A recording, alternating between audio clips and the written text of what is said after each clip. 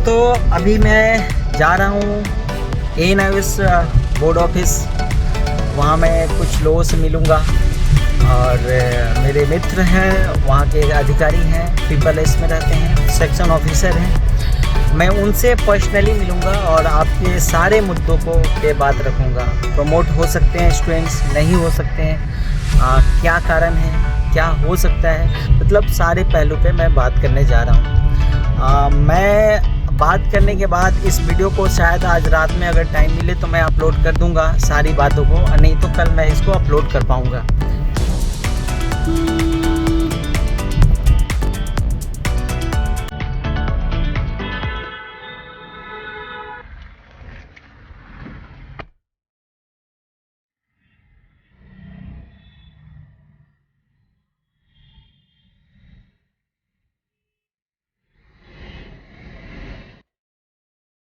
दोस्तों अगर इस वीडियो को आप लास्ट तक देखते हैं तो इसके बाद कोई और वीडियो देखने की जरूरत नहीं पड़ेगी ANIOS से रिलेटेड, और ANIOS के नाम पे जस्टिस दिलाने के लिए आपको कोई और वीडियो देखने की जरूरत नहीं है। क्योंकि दोस्तों जस्टिस फॉर ANIOS का जो मुहिम हमने छेड़ा था, इसकी अब आगे की कड़ी मैं आपसे डिस्कस करने जा रहा हूँ। इस वीडियो में मैं सारी सच्चाई आपसे शेयर करने वाला हूँ। वैसी पहलू पे बात करूंगा जो आप नहीं जानते हैं, और इस वीडियो को अगर आपने लास्ट तक देख लिया तो शायद आपको इसके आगे ज़्यादा पैनिक होने की ज़रूरत नहीं पड़ेगी और ANIOS की बाकी वीडियो को देखने की ज़्यादा ज़रूरत नहीं पड़ेगी। आपके बेचैनी को देखते हुए, उसको देखते हुए बहुत सारे लोगों ने उसको कैश किया है, आपसे ऑनलाइन पिटीशन फाइल कराया है। अब ऑनलाइन पिटीशन फाइल करके अपनी एनर्जी वेस्ट करने की ज़रूरत नहीं है आपको। कुछ जरूरी बातें मैं आपसे शेयर करना चाहता हूं। इस वीडियो को मैं 2 या 3 पार्ट में, एक कंप्लीट वीडियो को 2 पार्ट में बांटूंगा। पहले वीडियो में मैं ANIOS क्या कर सकता है, क्या होने की संभावना है, उसके बारे में मैं बात करूंगा। दूसरे पार्ट में मेरी बात आज ANIOS के अधिकारी, ANIOS के सेक्शन ऑफिसर्स से हुई है। उनसे हमने टाइम लिया था और आज बहुत बारिश हो रही थी मेरे शहर में, और मैं उनसे जानने की कोशिश किया कि क्या हो सकता है, क्या होने की उम्मीद है। बहुत ही ऐसे सवाल थे जिसके जवाब उन्होंने मुझे दिया, इस शर्त पे कि मैं उनका नाम, उनका पहचान सार्वजनिक नहीं करूँगा। तो दोस्तों मैं कुछ सवाल है उनसे। देखो क्या है कि अगर कोई भी यूट्यूबर या कोई भी विषय अधिकारी अगर जा करके ANIOS के बड़े अधिकारी लाइक चेयरमैन, एवोल्यूशन डिपार्टमेंट के जो हेड है, उनसे बात करेगा, डायरेक्टर, तो वो लोग बहुत सारी बातें नहीं बताएंगे, आपसे बताने से कतराएंगे। लेकिन जो थोड़े से छोटे अधिकारी होते हैं वो क्या होने की संभावना है इस बात को वो इनडायरेक्ट रूप से शेयर कर देते हैं। तो मैं उन्हीं की बातों को आपके सामने अभी रखने जा रहा हूं। तो वो क्रैकिंग फैक्ट्स क्या है जो आपको जानने की जरूरत है। पहला, पूरे इंडिया में कोई भी एग्जाम सितंबर तक नहीं होने जा रहा है। जी हाँ, सितंबर तक कोई भी एग्जाम आपका नहीं होने जा रहा है, किसी भी बोर्ड का, चाहे IIT हो, नीट हो, JEE मेंस हो, यूनिवर्सिटी एग्जाम हो, बोर्ड एग्जाम हो, या फिर कोई रेलवे का हो, बैंकिंग का हो, कोई भी एग्जाम नहीं होने जा रहा है।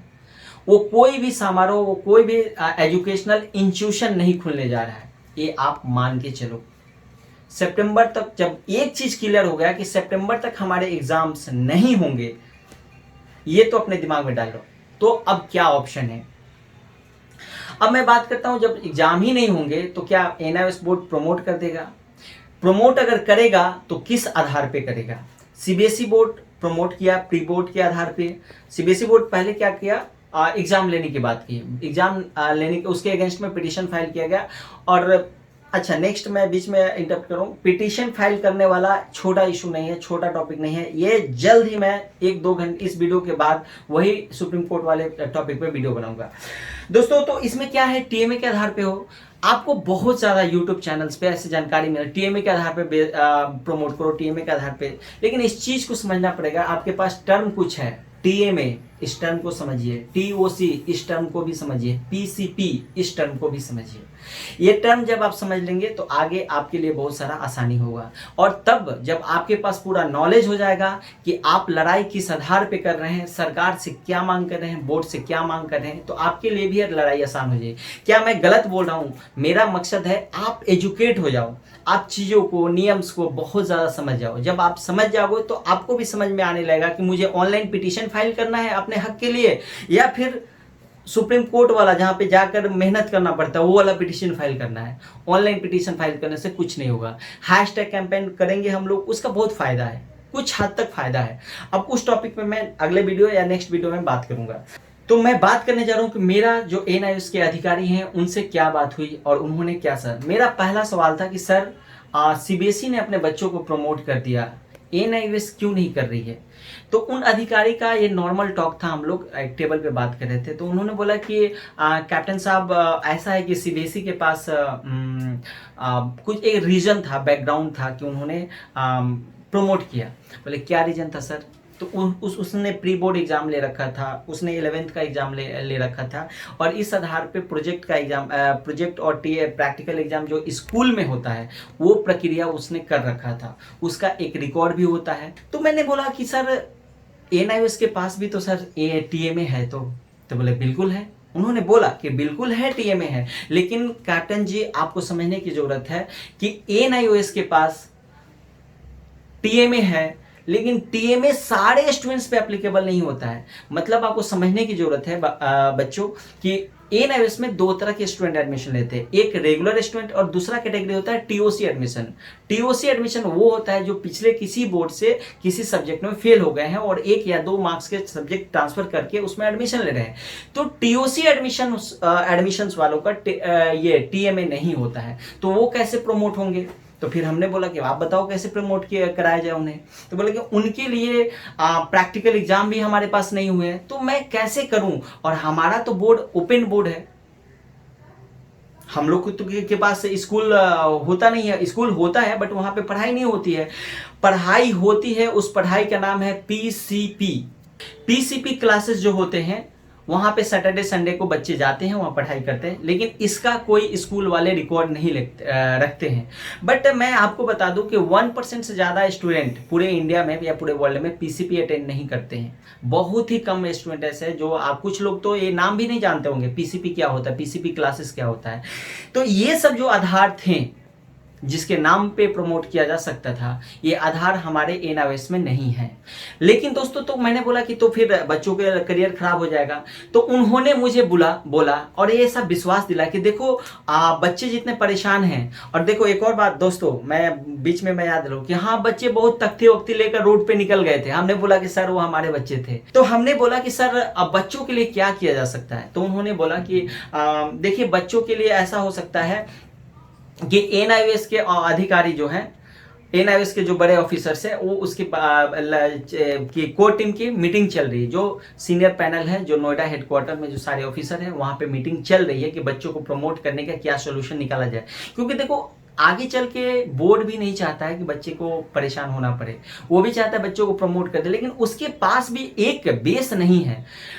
रेगुलर स्टूडेंट को प्रमोट कर सकता है टीएमए के आधार पे, ऐसी बात उनकी चल रही है, लेकिन टीओसी स्टूडेंट को कैसे करे? तो एक कॉम्युलेटिव निष्कर्ष निकाला जा सकता है, और इसके लिए उन्होंने बोला कम से कम 5 से 6 दिन का वेट करना पड़ेगा। एनआईओएस एक बहुत बड़ा एक्शन लेने वाली है, और वो 5-6 दिन में क्या होने वाला हम नहीं जानते। इतना सुनने के बाद दोस्तों आपको घबराने की बात नहीं, जरूरत नहीं है। हमने फिर अगला सवाल किया, बातें हमारी 1 घंटे तक हुई थी, और तो हमने बोला कि सर एनआईओएस ने तो दिव्यांग के लिए कुछ निकाल रखा है सोल्यूशन। तो यस, जो एनआईओएस बोर्ड ने दिव्यांग के लिए जो सोल्यूशन निकाला गया है, शायद वही सोल्यूशन रेगुलर स्टूडेंट्स के लिए, टीओसी स्टूडेंट्स के लिए अप्लाई किया जा सकता है पास कराने के लिए।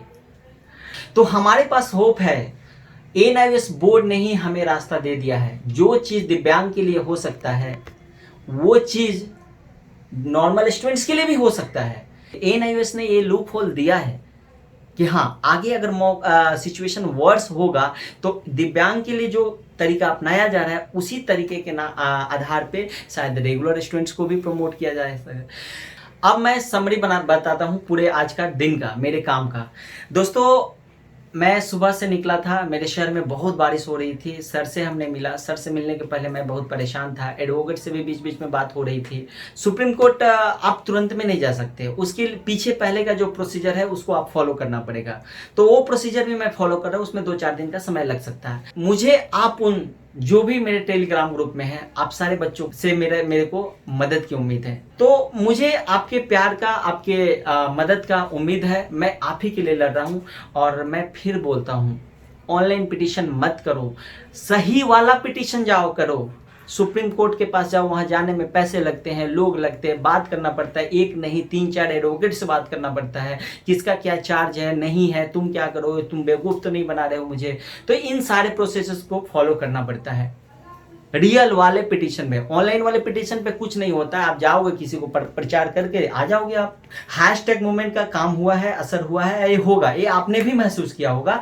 हैशटैग पे सबकी नजर रहती है, ट्विटर पे जितने भी बड़े लोग हैं। मैं जब गया था बारिश में भीगते हुए, सर से मिला, सर से मिलने के बाद ओवरऑल मुझे ये समझ में आ रहा है कि एनआईओएस बोर्ड भी बच्चों कैसे, अप्रैल वाले बच्चे कैसे पास करें, इसके बारे में उन लोगों का लगातार डिस्कशन मीटिंग चल रहा है। और कुछ समय के बाद बच्चों को इसकी मदद की जाएगी। अब वो क्या हो सकता है डिसीजन, ये आने वाला वक्त बताएगा। लेकिन ये क्लियर हो गया मुझे कि मुझे निराश होने की जरूरत नहीं है। और सबसे बड़ा जो दिव्यांग स्टूडेंट के लिए किया गया है, शायद वही हमारे लिए भी, नॉर्मल स्टूडेंट के लिए भी आशा की किरण हो सकती है। शायद उसी माध्यम से इन बच्चों को भी पास कराने की कोशिश की जाए। सरकार पे और बोर्ड पे लगातार दबाव बनाते रहना है। कुछ स्टूडेंट्स मुझ में बहुत ज़्यादा होप ढूंढने लगे हैं। बिल्कुल मैं आपके साथ हूँ दोस्तों, लेकिन आपकी ये लड़ाई है, मैं एक माध्यम बन रहा हूँ। मेन लड़ाई तो आप लड़ रहे हो दोस्तों। हमें हैशटैग कैंपेन को रोकना नहीं है। Hashtag justice for NIOS student, अब हैशटैग और एक ऐड करना पड़ेगा, हैशटैग प्रमोट एनआईओएस स्टूडेंट्स। ये दो हैशटैग हमको टैग कर करके रोज करना पड़ेगा। या तो हम लोग रोज 10 बजे का ये समय रख लेते हैं, या किसी एक दिन का समय निर्धारित किया जाए। हम लोग आने वाले 2-3 दिन के अंदर, उस दिन पूरे इंडिया से कम 5,000 ट्वीट होगा। कम से कम हमारे स्टूडेंट 5-6 ट्वीट करेंगे तो ये मामला बूम कर जाएगा। और मैं आपको पिछले वीडियो की तरह इस वीडियो में भी आपको वादा करता हूं कि एक साथ 10 से ज़्यादा बड़े बड़े चैनल्स पे मेरे हैशटैग का न्यूज आएगा। चाहे वो न्यूज पैसा देकर मंगाया जाए या फिर प्यार से मंगाया जाए, लेकिन वो न्यूज मैं दिलवा के रहूँगा। आप मेरा साथ तो दो। मैं इस लड़ाई से कभी पीछे हटने वाला नहीं हूँ। मैं पहले भी बोल दिया हूँ और आज फिर से बोल रहा हूँ कि मैं वो चिराग हूँ जो आंधियों में मुस्कुराऊंगा। मैं वो चिराग हूँ जो आंधियों में मुस्कुराऊंगा, और मुझे संभाल के रखना, मैं बहुत काम आऊँगा।